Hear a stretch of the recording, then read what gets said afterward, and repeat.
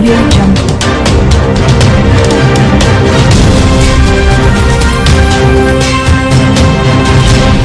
Audio Jungle. గత 5 ఏళ్లుగా ప్రతిపక్షంలో ఉన్న సేవ కార్యక్రమాలతో మంగళగిరి ప్రజల మనసు గెలిచిన యువనేత నారా లోకేష్ ఇటీవల ఎన్నికలో రికార్డు స్థాయి మెజార్టీతో ఘన విజయం సాధించాక శాసనసభ్యుడిగా సరికొత్త వరవడిక శ్రీకారం చుట్టారు. ఎన్నికల ప్రచారంలో మంగళగిరి ప్రజల కోసం తమ ఇంటి ద్వారాలు తెరిచే ఉంటాయని చెప్పిన లోకేష్ నియోజకవర్గ ప్రజలు ఎదుర్కొంటున్న సమస్యలను నేరుగా తెలుసుకునేందుకు ప్రజా దర్బార్ను నిర్వహించారు.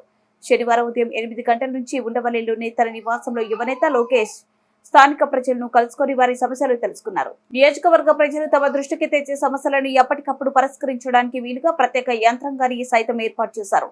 2019 ఎన్నికల సమయంలో లోకేష్ ప్రజలకు అందుబాటులో ఉండాలని వైసీపీ నేతలు తప్పుడు ప్రచారం చేశారు.